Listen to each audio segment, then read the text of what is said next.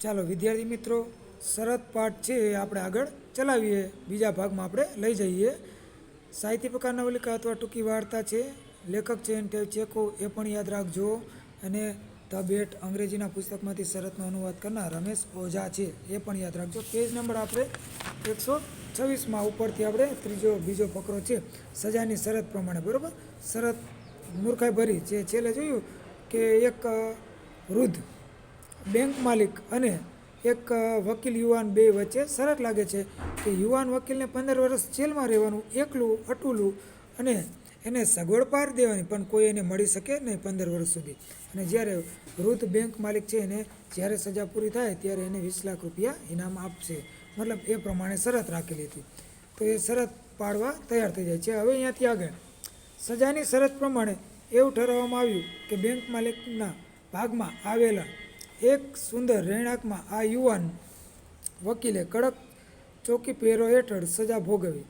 શરત પ્રમાણે એવું ઠરાવવામાં આવ્યું, નક્કી કરવામાં આવ્યું એટલે નક્કી કરવામાં આવ્યું કે બેંક માલિકના ઘરમાં જે રહે છે ત્યાં એક ભાગમાં સુંદર રહેણાંકમાં એક યુવાનને કડક ચોકીદાર ચોકીદાર એટલે કે દેખરેખ રાખવાની, નિગરાની રાખવામાં, એને અહીંયા સજા ભોગવવી.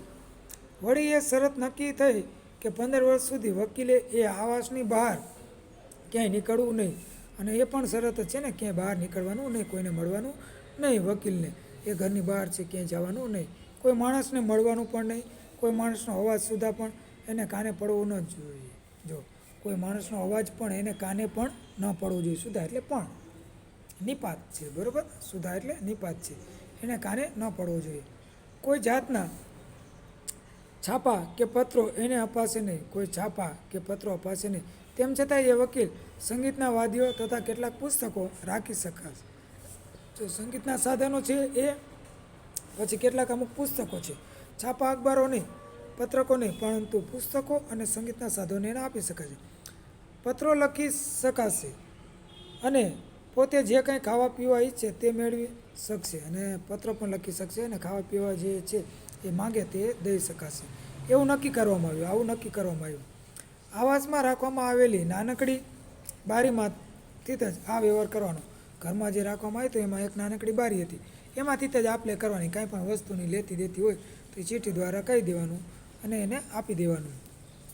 1870ના નવેમ્બરની 14મી તારીખે 12 વાગ્યાથી સજાનો પ્રારંભ કરવામાં આવ્યો. આ યાદ રાખજો, બરાબર, અંડરલાઈન કરજો જોશીભાઈ ગોયણે, બરાબર, એ હેતુલક્ષીમાં પૂછાય. એટલે કે 1870ના નવેમ્બરની 14મી તારીખે, આજે રાઈટ, આજ તો 14 પણ વિડીયો તમે જોશો એટલે 2 દિવસ મોડો જોવાના છો. એટલે એ સજાનો પ્રારંભ કરવામાં આવ્યો. અને એ સજાનો અંત 1885 ચાલુ થયો, 15 વર્ષ એટલે 85 નવેમ્બરની 14મી તારીખે બરાબર 12 વાગ્યે આવવાનો હતો. હવે એનો અંત છે એ 14મીની રાત્રે 12 વાગ્યે આવવાનો હતો. જે શરતો મૂકવામાં આવી હતી તેમાંથી, અને જે શરતો મૂકવામાં આવી હતી એમાંથી એક પણ શરતનો ભંગ થાય કે વકીલ કેદી એની જેલમાંથી 2 મિનિટ જેટલો પણ વહેલો બહાર નીકળી આવે તો બેંક માલિક એને 20 લાખ એટલે કે 1 મિલિયન પાઈ પણ ચૂકવવા બંધાયેલો ન હતો. જો શરતનું 2 મિનિટ પહેલાં પણ જો અવગણના થઈ જાય, શરતનું પાલન ન થાય, 2 મિનિટ પહેલાં પણ છે એ બહાર નીકળી જાય તો બેંક માલિક છે શરત પ્રમાણે છે 20 લાખ રૂપિયા એને આપી શકશે નહીં. મતલબ શરત ભંગ થઈ કહેવાય. જેલવાસના પ્રથમ વર્ષ દરમિયાન વકીલ કેદીને એકલતા ઘણી સાલી.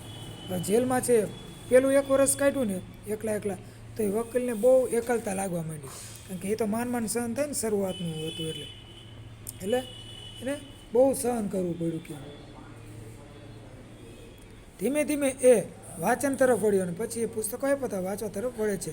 એણે અનેક પ્રસિદ્ધ પ્રાચીન ગ્રંથો વાંચી નાખ્યા અને અનેક જે પ્રસિદ્ધ પ્રાચીન ગ્રંથો હતા જૂના પુરાણા એ વાંચી નાખે છે. સંગીતની પણ મોજ માણી અને કલાકો સુધી લખ્યા કર્યું. ને સંગીતો પણ મોજ માણી અને કલાકો સુધી લખ્યા રાખ્યા. એ રીતે 5 વર્ષ તો વીતી ગયા. 6ઠા વર્ષે કેદીને જુદી જુદી ભાષાનો અભ્યાસ કર્યો અને પછી 6ઠા વર્ષે એને જુદી જુદી ભાષા શીખવા માંડી, અભ્યાસ કર્યો. તત્વજ્ઞાન અને ઇતિહાસનું પણ અધ્યયન કર્યું. તત્વજ્ઞાન, તત્વને જાણનાર અને પછી ઇતિહાસ જે જૂનું પુરાણું છે એનું પણ વાંચન કરે છે. અધ્યયન કરવું એટલે વાંચન કરવું. એ પછીના 4 વર્ષ દરમિયાન એણે અંદાજે 600 જેટલા મોટા મોટા પુસ્તકો વાંચી કાઢ્યા. જો એ પછીના 4 વર્ષ દરમિયાન એને 600 જેટલા પુસ્તકો મોટા મોટા પુસ્તકો વાંચી કાઢ્યા. 10મા વર્ષ પછી તો ટેબલ પાસે બેસીને ફક્ત બાઇબલનું જ અધ્યયન એણે કરવા માંડ્યું. પછી 10મા વર્ષ પછી તો એને ટેબલ પાસે બેસીને ફક્ત જે બાઇબલ જે ગ્રંથ છે તો એ ગ્રંથ વાંચવાનું એને શરૂ કરવા માંડ્યું. એણે બાઇબલ વારંવાર વાંચે બાઇબલના વાંચન પછી એણે ઈશ્વરના અસ્તિત્વને લગતા શાસ્ત્રો તથા ધર્મના ઇતિહાસને લગતા પુસ્તકો હાથમાં લીધા.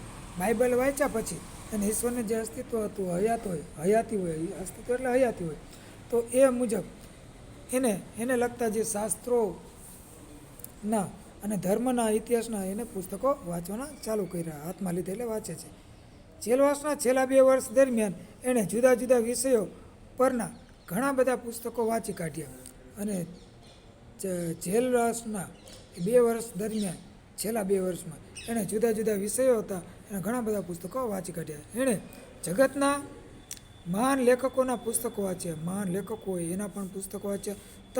તે ઉપરાંત પ્રાકૃતિક વિજ્ઞાન કુદરતી વિજ્ઞાન, રસાયણશાસ્ત્ર જે આપણે રસાયણોનું જ્ઞાન આપનાર હોય તે રસાયણશાસ્ત્ર, ઔષધ એટલે ઔષધિઓ કેવી રીતે તૈયાર કરવી તે વિશેનું જ્ઞાન ધરાવતા હોય તેવા ઔષધશાસ્ત્ર ગ્રંથો પણ વાંચ્યા. કોઈને કદી સાંભળવામાં ભાગ્યે જ આવ્યો હશે એવો એ બનાવ હતો. અને કોઈ દી ક્યાંય સાંભળ્યું જ ન હોય, આપણે નહોતું જાણ્યું, પણ આ પાઠ ભણ્યા એટલે આપણે સાંભળ્યું છે. ભાગ્યે જ આવો બનાવ બને છે. પેલા વૃદ્ધ બેંક માલિકને આ સઘળી બાબત યાદ આવી અને એણે વિચાર્યું કે આવતીકાલે 12 વાગ્યે એ મુક્ત થશે. હવે જો 15 વર્ષ પૂરા થવાની તૈયારી છે કે પહેલાં વૃદ્ધ બેંક માલિક હતો એને બધી બાબતો યાદ આવે છે.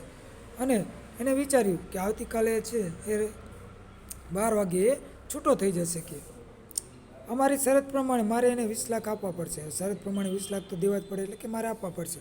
હું જો એને એ રકમ આપી દઈશ તો હું બરબાદ થઈ જઈશ. અને કહે છે હું જો એને એ રકમ આપી દઈશ તો હું અત્યારે બરબાદ થઈ જઈશ, પાયમાલ થઈ જઈશ. એમ બરબાદ થઈ જાય એટલે પાયમાલ થઈ જાવ. એમ 15 વર્ષ પહેલાં અહીં મળેલા બધા માણસો કરતાં હું વધુ પૈસાદાર હતો. અને 15 વર્ષ પહેલાં મળ્યા હતા. જો પહેલી લીટી આપણે પાઠની હતી ત્યાંથી ભૂતકાળમાં 15 વર્ષ થોડાક વર્ષો વહી જાય છે. પછી એ સમયની વાત ચાલુ છે અને એમાંય 15 વર્ષ વીતી ગયા એટલે થોડાક આગળ આવે છે. એમાંય ત્યારે બધા જે મિજબાની માટે આવેલા હતા બધા લોકોમાં સૌથી પૈસાદાર છે આ વૃદ્ધ બેંક માલિક હતો. પણ હવે બાજી પલટાઈ ગઈ છે, કારણ કે સમય બલવાન છે. હવે પરિસ્થિતિ આખી બદલાઈ ગઈ છે. હું પહેલાં જેવો પૈસાદાર રહ્યો નથી. વર્ષોથી મારી સમૃદ્ધિમાં ઘટાડો થતો રહ્યો છે અને મારી જે સમૃદ્ધિ હતી, વૈભવ હતો, એમાંથી ઘટાડો થતો જાય છે. કેટલાક દી પૈસા રહે. એ વકીલ કેદી કેમ મરી ન ગયો? અને વકીલ કેદી કેમ ન મરી ગયો? બોલો, મરવાની ઈચ્છા કરે. હવે એની ઉંમર 40ની થઈ ગઈ હશે અને હવે ઉંમર 40ની થઈ ગઈ. મારી પાસે બાકી રહેલી છેલ્લી પાઇપ પણ એ લઈ જશે. હવે લઈ જ જાય ને, 20 લાખ રૂપિયા દેવાના તો કોડા કેવા દેવા તો જોઈ ને કંઈ, એટલે કે લઈ જશે. પરણશે અને મજા કરશે. અને એ પરણશે અને મજા કરશે.